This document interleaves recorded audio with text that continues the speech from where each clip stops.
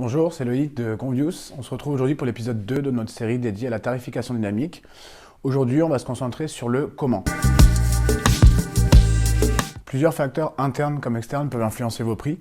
Ça peut être en fonction de votre historique de vente, en fonction des réglages de prix que vous aurez fixés, en fonction de l'activité sur votre site internet, mais aussi des facteurs externes comme la météo par exemple, ou encore les vacances nationales ou même internationales si vous êtes proche d'une frontière.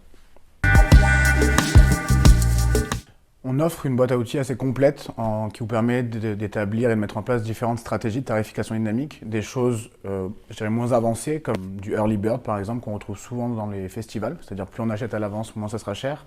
On a aussi la stratégie par paquet, c'est-à-dire les 200 premières à un certain prix, les 200 suivantes à un autre prix, puis des stratégies plus avancées en temps réel qui prennent notamment en compte des facteurs externes qu'on a pu voir juste avant, mais aussi internes, avec des prix qui s'adaptent et s'ajustent en temps réel comme son nom l'indique.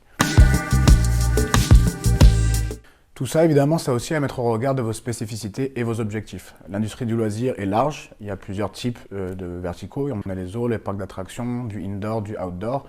Et vous avez aussi un visitorat qui peut être différent, qui réagit différemment aux facteurs externes. Est-ce que vous avez plus de monde quand il pleut ou plus de monde quand il fait beau? Est-ce que la température a un impact peut-être? Voilà, tous ces éléments, vous allez avoir la possibilité d'avoir le contrôle dessus et d'indiquer à notre outil vos préférences et vos objectifs. Ce qui est aussi important pour nous, c'est qu'au-delà de la mise en place de votre stratégie de prix, on vous accompagne également sur l'analyse des résultats a posteriori pour pouvoir s'améliorer en continu et augmenter votre performance sur la durée.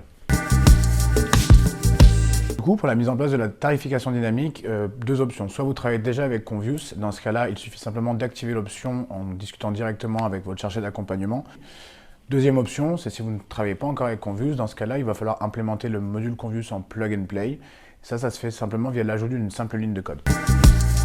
Voilà pour l'épisode 2, j'espère que la manière de mettre en place ainsi que de configurer la tarification dynamique est désormais plus claire pour vous. On se retrouve pour l'épisode 3 afin de voir plus en détail les bénéfices que peuvent vous apporter la tarification dynamique.